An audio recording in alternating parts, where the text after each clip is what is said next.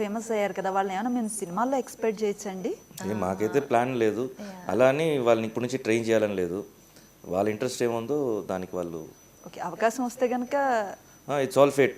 నేను ఎక్కడో ఉండాను, అసలు సంబంధమే లేదు మూవీ ఇండస్ట్రీలో. నేను కూడా ఎక్కడో ఉండాను, సంబంధం లేకుండా ఇండస్ట్రీకి వచ్చాను. సో అలాగా ఇఫ్ అంటే జెనెటికల్లీ వాళ్ళలో ఉంటుంది అనుకుంటా. బికాజ్ అప్పుడప్పుడు వాళ్ళు చేసే కొన్ని యాక్టివిటీస్ మమ్మల్ని సర్ప్రైజ్ చేస్తాయి. అంటే ఇప్పుడు స్కూల్లో ఇండిపెండెన్స్ డే కానీ ఏదైనా జరిగినప్పుడు వాళ్ళని డాన్స్ చేయమని చెప్పడము, మేము మళ్ళీ ట్రైన్ చేయక్కర్లే, వాళ్ళే నేర్చేసుకుంటారు. ఒక సాంగ్ సెలెక్ట్ చేసుకొని పెద్దోడైతే అది చేసి చూపించేటప్పుడు మాకు సర్ప్రైజ్ అనిపిస్తుంది. అంటే అసలు నేర్పించకుండా తనే చేసుకున్నాడని.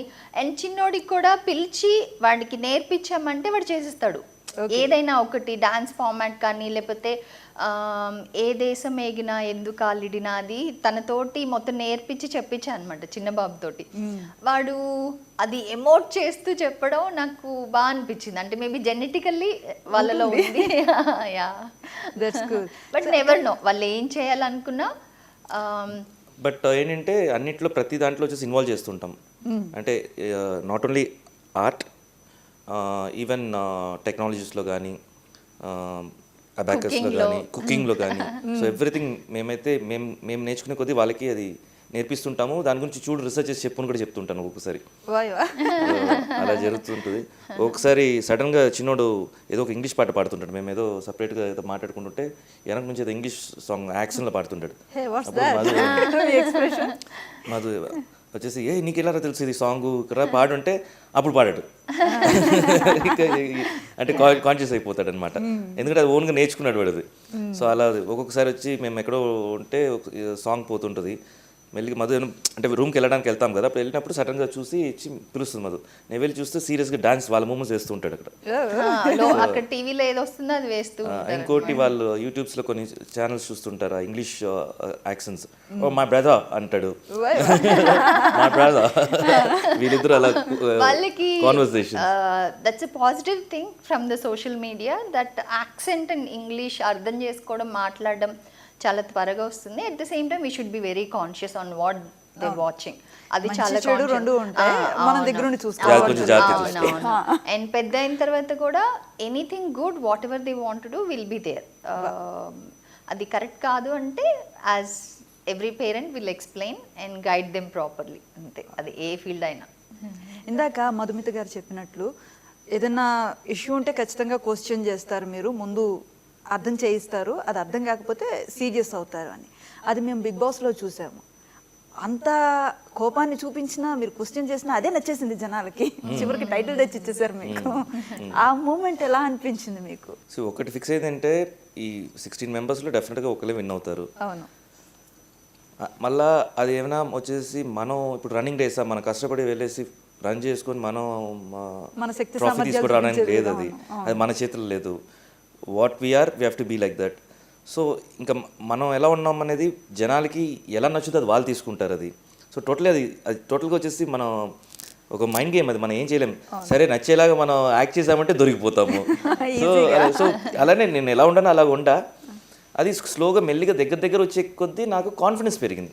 నేను యాక్చువల్ 5th వీక్ అంతా వెళ్ళిపోతాను అనుకున్నా, ఎందుకంటే ఇలా రఫ్ అండ్ టఫ్గా మాట్లాడితే ఎవరికి నచ్చుద్ది. సో అలాగే టెలికాస్ట్ అవ్వలేదు. నేను హౌస్లోకి వెళ్ళినప్పుడు మనం చెప్తాం కదా, మీరు కొంచెం జాగ్రత్తగా ఉండండి, ఇలా ఉండండి, అలా. నా హౌస్ మేట్స్ అందరూ చాలా మంచోళ్ళు, ఏదో మనం వాళ్ళు చెడ్డోళ్ళ, నేను చెడ్డోళ్ళని చెప్పలేదండి. ఎంతో అంటే టువర్డ్స్ ఎండ్ వచ్చేసరికి he became like head of the family and owned every one of them అన్నమాట.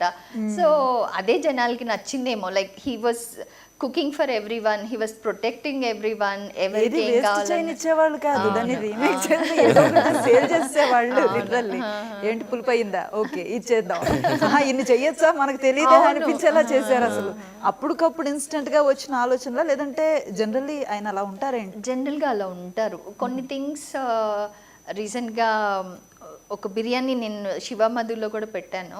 మనకి బిర్యానీ చేసిన తర్వాత బిర్యానీయే కొంచెం ప్రాసెస్ కదా, సో దాని తర్వాత దానిలోకి మళ్ళీ రైతా, దానిలోకి గ్రేవీ, మిర్చి కసలాన్ కానీ లేకపోతే బగారా బ్యాంగన్ కానీ ఇలా చేయాలంటే కొంచెం బద్ధకం వేస్తుంది ఒక్కొక్కసారి. సో అలా ఉన్నప్పుడు ఇలాంటి ఐడియాలన్నీ ఆ బిర్యానీలోంచి ఆ ఆనియన్ అంతా ఫ్రై చేసి మసాలాలు అన్నీ మిక్స్ అయిపోయిన తర్వాత పార్ట్ ఆఫ్ దట్ తీసుకొని గ్రైండ్ చేసేసి ఎగ్స్ వేసి కర్రీ చేసే ఐడియా ఈయనే చెప్పారు. ఇలాంటివి డబుల్ ప్రాసెస్ కాకుండా మనకి సింపుల్గా అయిపోతుంది, క్విక్గా అయిపోతుంది. సో ఇలాంటివి మనకి ఒక్కొక్కసారి ఇది ఎలా చేస్తారో తెలీదు, లేకపోతే ఇది ఎలా వస్తుందో తెలీదు అంటే ఏదైనా మన ఇంట్లో చేసుకోవచ్చు అని తన ఓన్గా కొన్ని ఇంగ్రీడియంట్స్ లేకపోతే అలా అనుకొని స్టార్ట్ చేస్తారు. అదొక రుచి వచ్చేస్తుంది. అండ్ డెఫినెట్ గా చేతి వాడడం క్రియేటర్ అండి. కుకింగ్ యాక్చువల్గా ఇట్స్ క్రియేటివ్ వర్క్ అది. అంత అది కుకింగ్ అంటారు కానీ కుకింగ్ లేకపోతే ఇంకా మనం బతకలేము. మనం ఆస్వాదించేది అదే అదే అన్నిటికీ చేసేది మనం తినడానికే కదా. సో అందుకనే నేను ఏంటంటే ఎప్పుడు ఏం ఆలోచన యాక్చువల్గా నాకేంటంటే ఇది లేదుంటే ఇది లేకపోతే ఏం చేయొచ్చు అని ఆలోచిస్తాను నేను. అంటే అది ఉంటేనే చేస్తామనే కాన్సెప్ట్లో ఉంటాను నేను. ఇప్పుడు మీరు చూసారంటే బిగ్ బాస్ గురించి మాట్లాడారు కాబట్టి ఒక ఆల్మోస్ట్ 2 వీక్స్గా మాకు ఐరన్ బాక్స్ తీసుకొని పంపించలేదు. బట్టలు లేవు మాకు మా ఐరన్ చేసి వేసుకోవడానికి. అందుకని ఐడియా చేసి కుక్కర్ ఉంది కదా, కుక్కర్లో నీళ్ళు పోసేసి దాన్ని పెట్టి ఐరన్ చేస్తాను నేను. కాదు, స్టీమ్ కుక్కరు. సో వేడి నీళ్ళు అందులో పోసి మనకి స్టీమ్ కోసం దాన్ని విజిల్ ఇలా నొక్కి దాన్ని ఆ స్టీమ్ ని స్ప్రే చేసి కింద దాంతో నాకైతే నవ్వు వచ్చింది. మేబీ అది బిగ్ బాస్ ఎవరు ఆలోచించలేరు కదా. లేదంటే సర్దుకుపోవడం, లేదంటే నెక్స్ట్ స్టెప్. కానీ దానికి ఆల్టర్నేట్ నేను క్రియేట్ చేస్తానంటే ఇంకా అది ఏం చెప్తాం.